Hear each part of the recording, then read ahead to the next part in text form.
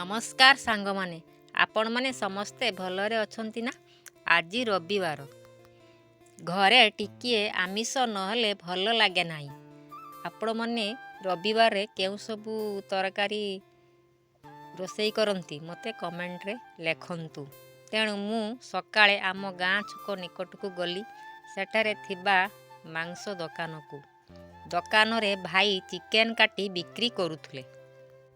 मु सेथिरु 500 ग्राम चिकेन आनी घर को आसिली।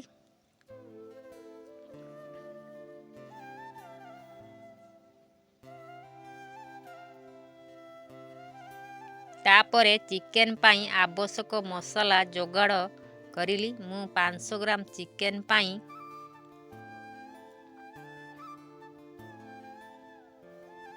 कटा पियाज रसुण हलदी गुंड लंका गुंड गोलमरिच गुंड गरम मसला अदा और जीरा टिकिए चीनी और स्वाद अनुसार लुण नहीं। यापर जीरा और अदा रसुण को चिकन करी शिଳରେ बाटी नेली। शिଳରେ बटा जाइथिबा मसला को तरकारी रे देई रोसई कले तरकारी बहुत स्वादिष्ट होइथाय। आपण माने चाहिए आपण ग्राइंडर रे मसला ग्राइंडिंग करी रोसई करिवे।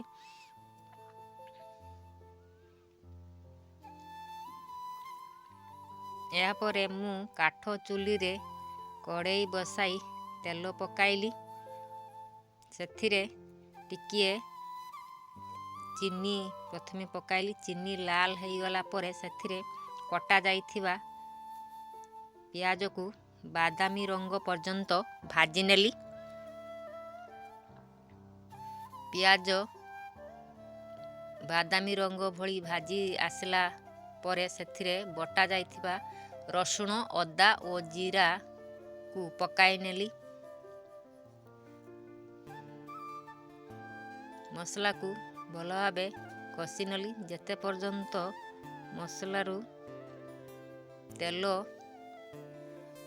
छाड़ी जाई नथियो सेते पर्यंत मसला कषिबा आवश्यक। या परे एथिरे लंका गुंड हलदी गुंड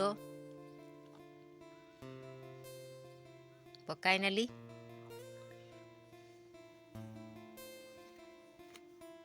तापरे एथिरे गोलमरिच गुंड गरम मसला गुंड को पकाई नहीं मसला को भल भावे कषिली। तापरे एथिरे स्वाद अनुजाई लुण पकाइली।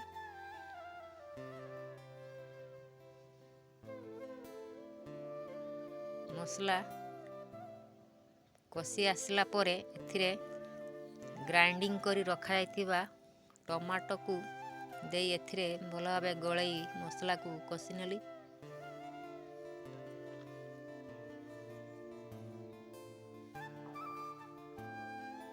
मसला कषि आसला परे एथिरे मांस खंड को पकाई नेली।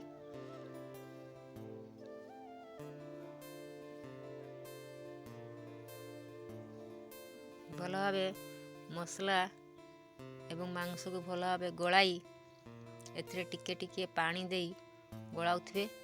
जदि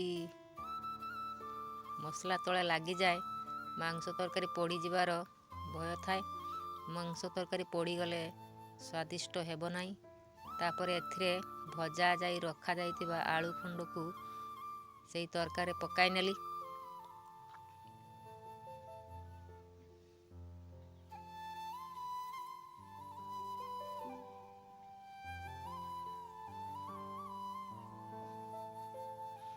तापरे एथिरे उषुम पानी गिनाए मु एई तरकारी देई गोलाइली। तापरे मांस झोल प्रस्तुत हो गला। किछि समय छाड़ी देवा पर मांस तरकारी प्रस्तुत हो जिवो। तापरे देखंतु मांस तरकारी केते बढ़िया लाल रंगर हे आसीची। मु बाढ़ीली बाढ़ी खाई बसली। मांस तरकारी बहुत सुंदर बढ़िया स्वाद लगुला। जदि मोर भिडियोटी आपन भल लगी थाए तेबे आपन लाइक एवं सब्सक्राइब करने को जमारू भूलिबे नहीं। रहिली बाय टाटा।